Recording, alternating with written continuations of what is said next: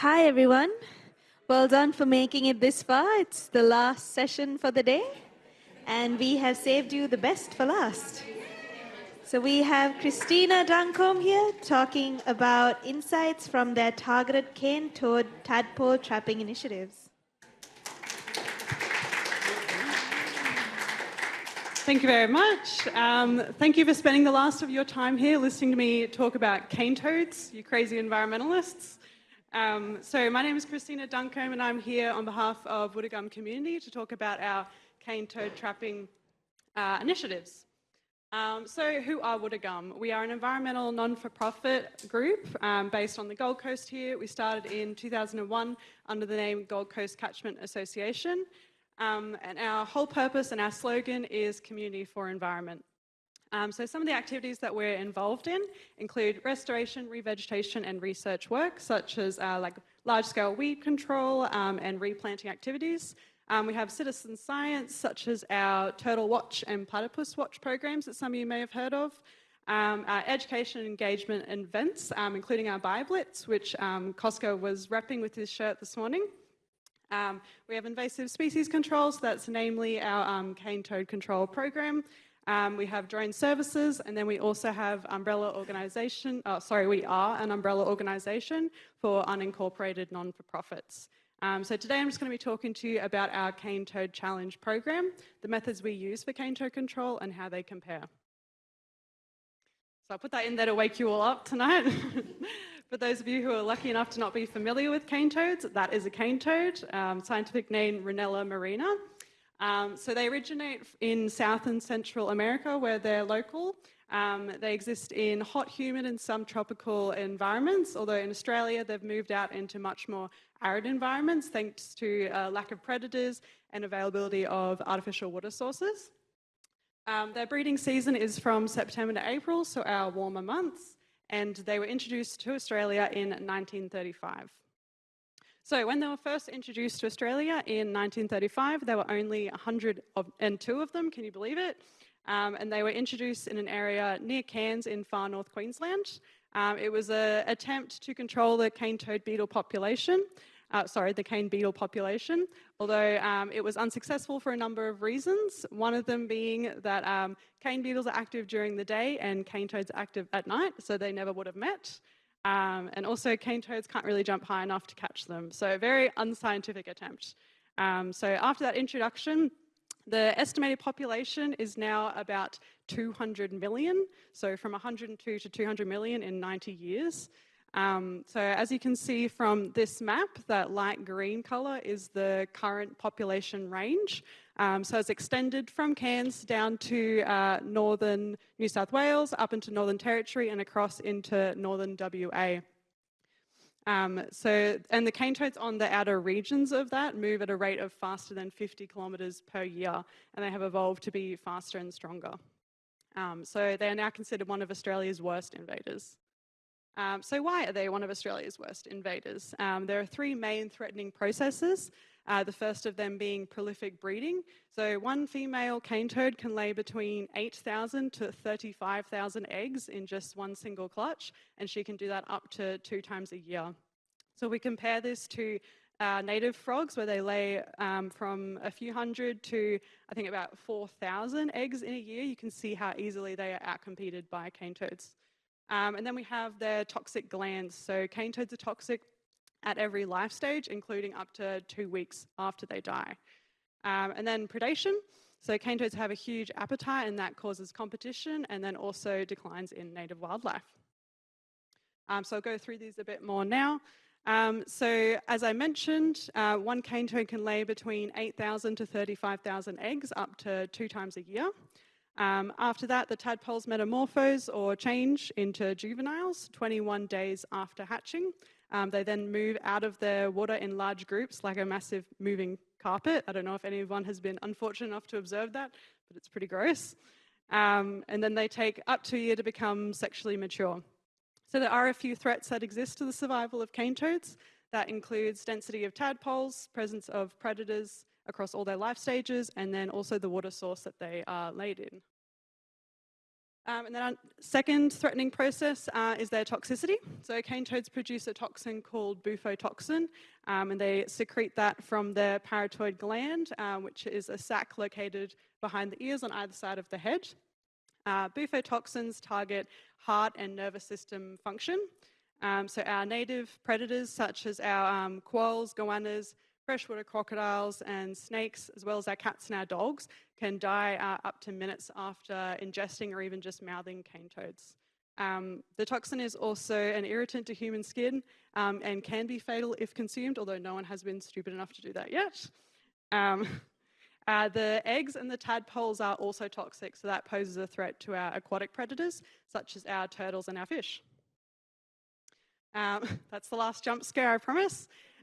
So finally, we have predation. So cane toads are opportunistic feeders, and they have a huge appetite. So they eat snails, insects, spiders, other invertebrates, as well as small vertebrates such as frogs, lizards, and even mice. Pretty much anything they are big enough to overpower, they can eat.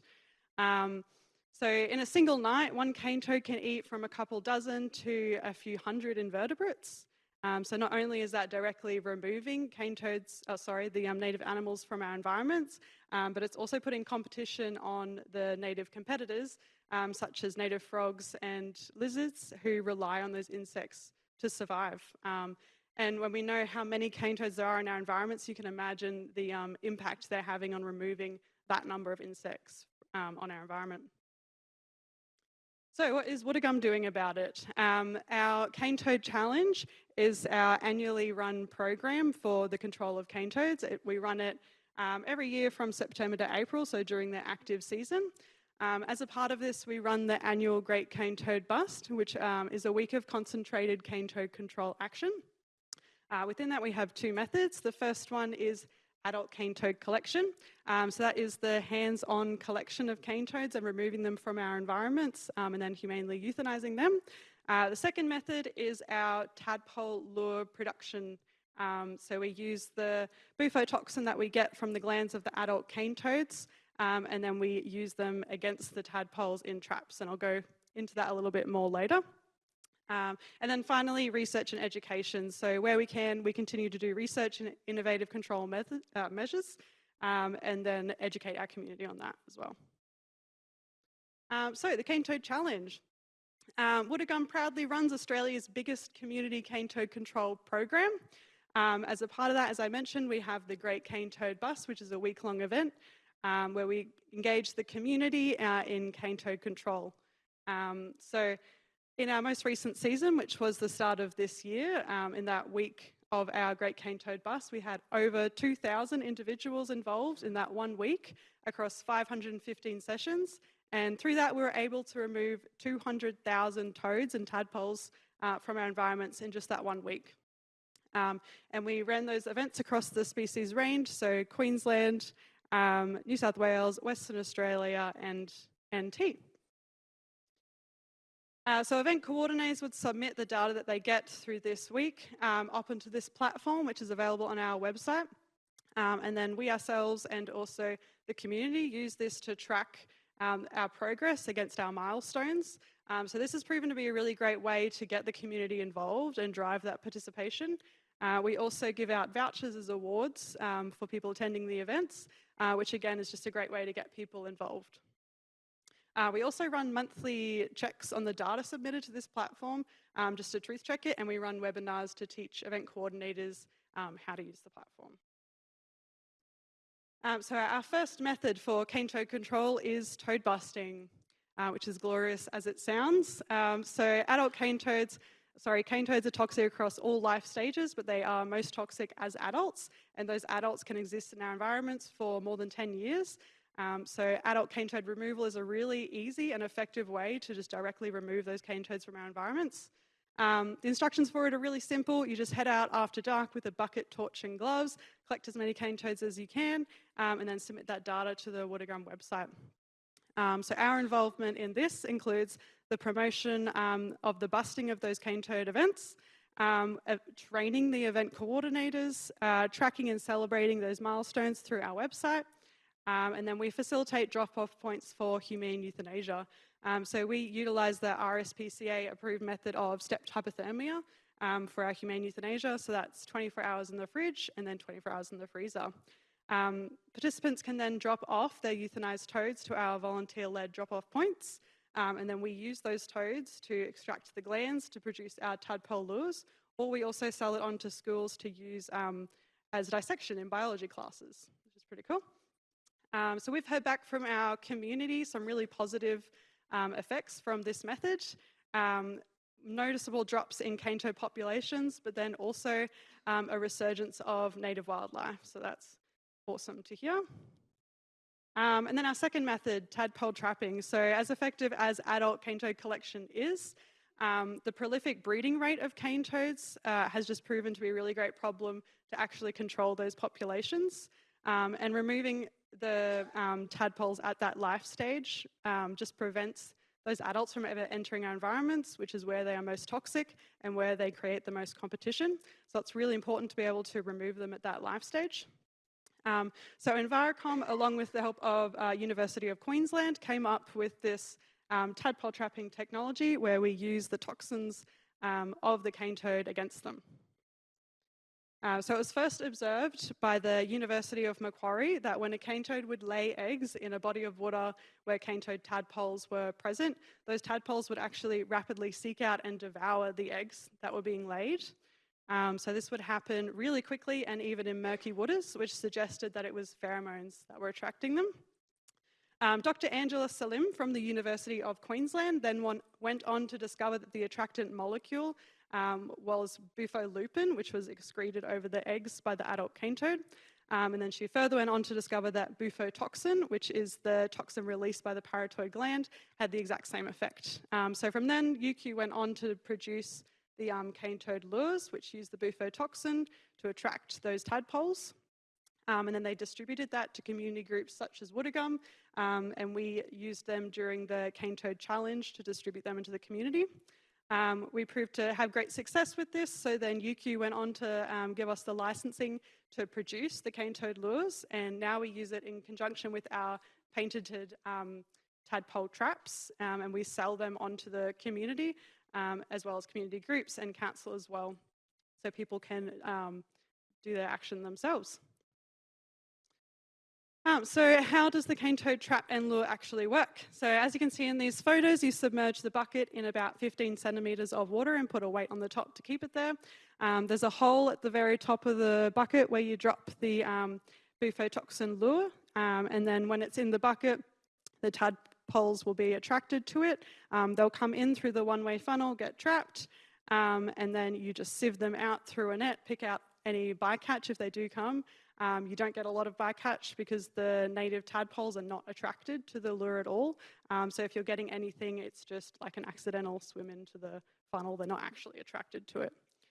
So it's best to do this on a warm, sunny day and in still or slow-moving water, and in a body of water where you have actually observed the tadpoles.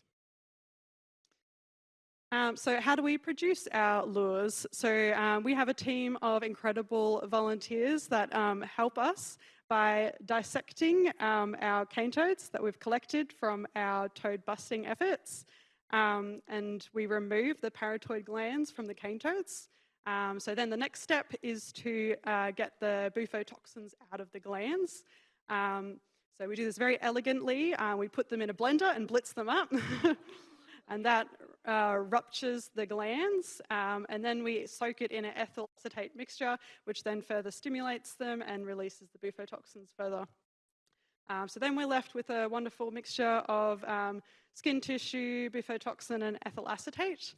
So then we have to separate that out so that we're left with that bufotoxin. So we do this by just sieving the liquid off the top and then separate it further through evaporation. After we've got our product, we send it off to UQ to test the potency for us. And then we have the potency, we can dilute it and then just pipette it directly onto our ceramic ring lures, which we then package up and then distribute along with our cane toad traps. So this often goes to private properties where it gets used on dams or creeks. but it also gets used by community groups and by council who ask us to run these sessions as well. So now that we know about the methods, we can go a little bit into the fun stats. So as you can see, this is the results from our 2023-2024 entire season from September to April. So on the left, we have the results from our toad busting method. On the right, from our tadpole trapping. You can see that we have much more tadpoles collected than we do adult cane toads. And we did this with fewer people across fewer sessions. So on average, we had about 28 adult toads collected per person and over 1,000 tadpoles. You can see down here that the average time spent on a toad busting session was about 2 hours, and on tadpole trapping, about 30 minutes of labour. But to make this a little bit more comparable, we need to first bring them to the same life stage, and then also think about a per person per hour rate as that differed for each of the sessions involved in these stats. So to do that, we use this lovely equation up the top. As you remember, I spoke about some threats that there are to cane toad survival, including predation, density, and then the water source. These all contribute to the survival rate of the cane toad from tadpole to adult. So we did a literature review and we found that the minimal survival rate from tadpole to adult was 2.5%, medium 4.6, and maximum 11.4. Don't know what I did there. Oh gosh. Thank you. So where was I? So by multiplying the count of tadpoles that we collected through this method, we can multiply that by our survival rates, and then theoretically this gives us the number of adult cane toads that we prevented from ever entering our environments through that method. So by doing that, we're at the same life stage, so we can compare these stats a little bit better. And then further to that, we can divide that by the number of attendees and the total amount of hours of labour spent on it. And this gives us our average adult toads per hour, or our efficiency rating. So for our tadpole trapping averages, you can see using our minimum survival rate, we removed 71 toads per hour, and then a maximum of 320 toads per hour. And then when you compare this to our toad busting average, which is only about 18 toads per hour, you can see it's much more efficient using our tadpole trapping average. So I put this in a box plot as well to visualize this a little bit better. Our red boxes are our tadpole trapping method, blue boxes are our toad busting method.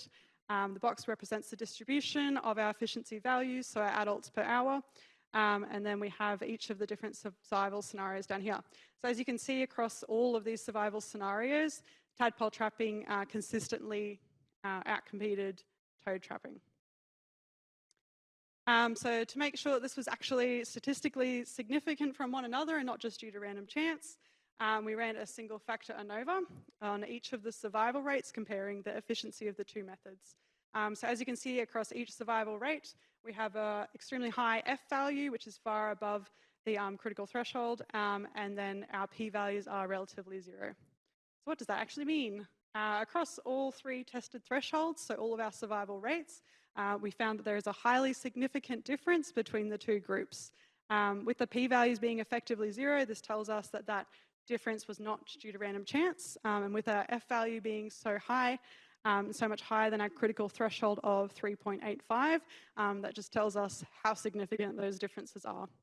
So in conclusion, survival is not equal across those groups, and tadpole trapping efforts consistently outperform adult cane toad busting. Yeah, good point. So we would, for those trapping the tadpoles after they put it in the net, they'd count out 10 individual tadpoles and then weigh that.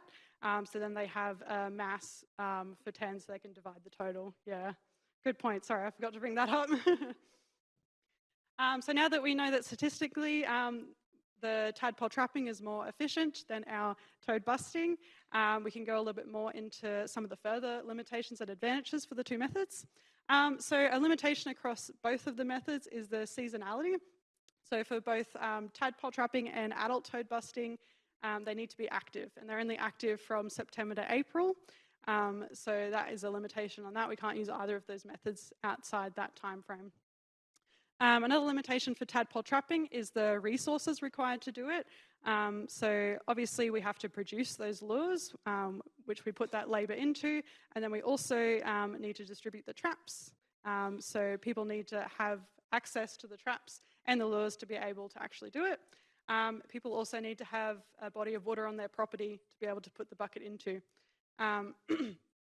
The trapping also requires the collection of adult glands, so the two methods are quite reliant on one another.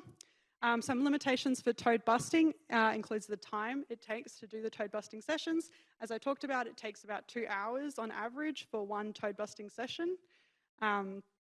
And also another good point is that the adult toad busting method relies on good ID skills. So since we're going out and collecting the adult cane toads by hand, we need to know what we're collecting. There's a few native frogs that look a bit like cane toads, so it's really important that we teach people how to correctly ID them before we do that method.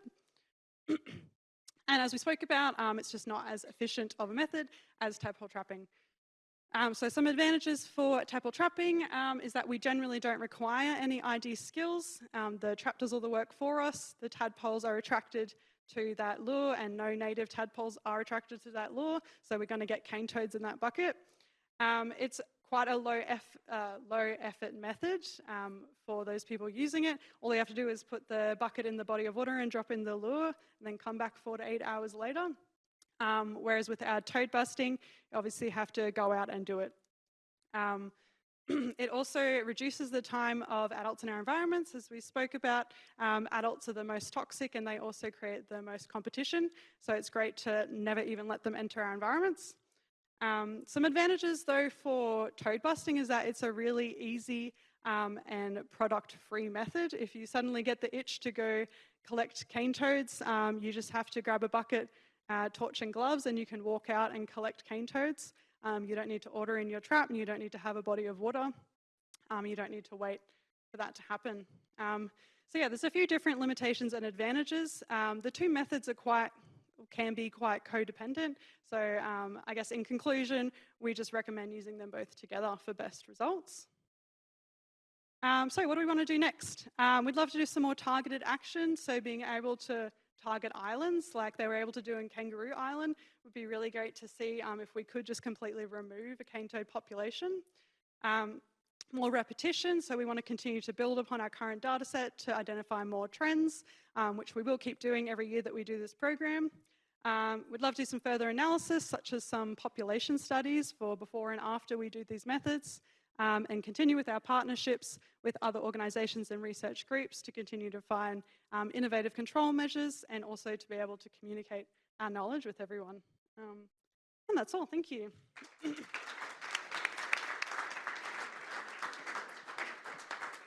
Okay, we have time for one question.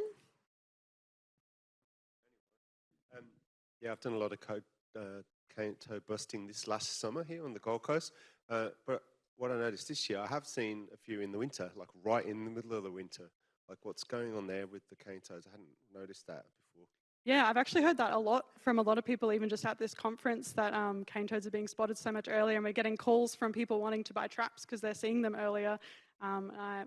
My assumption would be that it's just getting warmer, and I think that they're, the area that they can exist in is it's spreading, and unfortunately, it's just going to keep getting sooner and sooner, I assume. We could probably do one more.